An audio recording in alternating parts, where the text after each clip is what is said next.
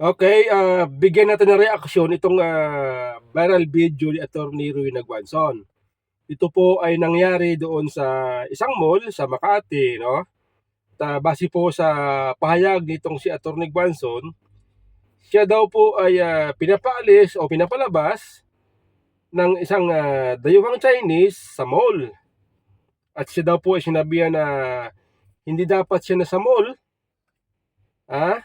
Ang dahilan ay pag-uubo. Okay? Ngayon, alam naman natin, no, ang nangyari sa video na kita natin, no, sa mga nakapanood ng video ni Attorney Gwanson, kita nyo naman kung paano kinompronta ni Attorney Gwanson yung sinasabing dayuhang Chinese. Okay?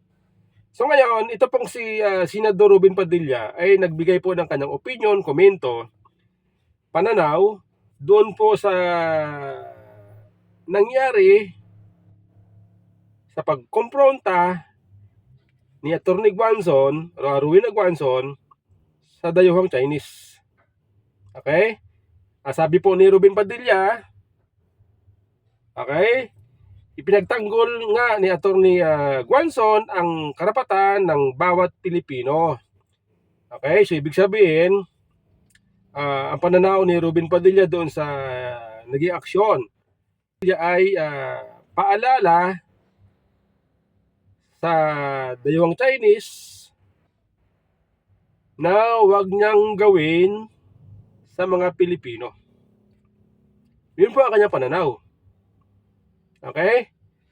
Paalala para kay Senador Robin Padilla, isang paalala doon sa Chinese na huwag niyang gawin sa mga Pilipino ang bastusin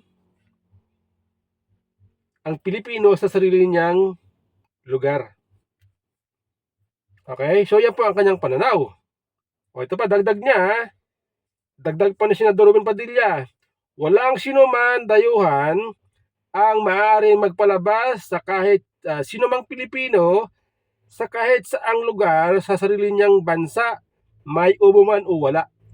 Okay? Pag sinabing sinumang Pilipino, kapag sinabing sinumang Pilipino, okay, ibig sabihin lahat ng Pilipino. At kung unawain natin ang konteksto ng kanyang sinabi, ito po ay sinabi ni Robin Padilla between him and lahat ng Pilipino. Okay, yun po ibig sabihin yan. So ngayon, ibig sabihin, pinagtatanggol po ni Senador Robin Padilla ang Pilipino laban sa pamabastos ng dayuhan. Yun po ibig sabihin yan eh. Okay? Ngayon, bakit ko po ito na pinapaliwanag, no? Kasi nga, dito po sa naging aksyon ni Senador Robin Padilla, siya po ay binas ng katakot-takot. Sinabihan ng bubo, sinabihan na nalusaw ang IQ, walang IQ. Oo. Alam po ninyo mga kababayan na ito pong sinabi ni Senador Robin Padilla nagpapakita po ng malasakit pagtatanggol sa Pilipino na inaapi sa sarili niyang bayan. Yun po ibig sabihin yan.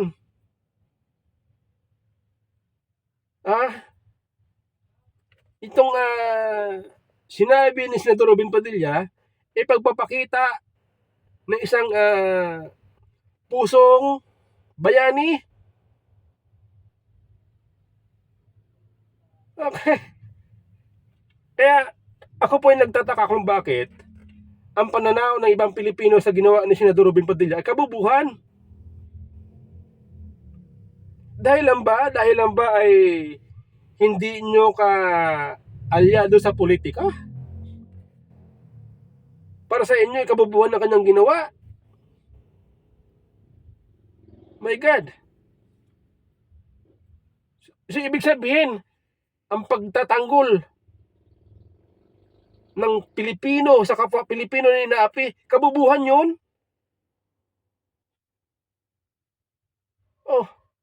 Di ba? Di ba dapat, ano man ang kulay mo sa politika, kapag inapi ang kapwa mo Pilipino, na alam mo naman na tama siya, binastos siya, di ba dapat ipagtatanggol mo? Di ba? Nakakagulat, no? Na ganun po ang reaksyon ng ibang kababayan natin. Sa halip na unawaing mabuti ang context ng kanyang sinasabi, ay ang tingin ng iba, kabubuhan daw. Ibang klase, ano? Ibang klase. Nagugulat ako eh. Napaisip tuloy ako, napaisip ako, kung ito bang mga tao na nagsasabi ng mga bobo daw si Ruben Padilla, sila kaya matalino? Sila kaya ay manarating sa buhay? Nahigitan nila si Senador Ruben Padilla? Di ba? Kasi bago ka magsalita na bobo ang isang tao, tingnan mo muna ang kanyang narating, ang kanyang nagawa sa sarili niya, sa bayan niya, sa kapwa niya. Di ba? Ganun dapat eh. Dahil lamang ba siya ay hindi mo kaalyado sa politika, lalaitin mo ng katakot-takot. Tandaan ninyo itong si Senador Ruben Padilla, wala po siyang issue ng corruption, wala po siyang issue ng pang-aapi sa kapwa Pilipino, wala. Sa ngayon wala. Ang tanging nakikita sa kanya, umiikot kung saan lugar, kung saan sulok ng Pilipinas, pupunta kung saan lugar na liblib na lugar. Yan po atin nakikita. Okay? Sana naman kahit anumang kulay ng politika mo, kapag kapwa na Pilipino yung pag-uusapan na tama naman, dapat nagkakaisa ang Pilipino. Pero dapat, yan po ang ibig sabihin ng pusong bayani, isip bayani.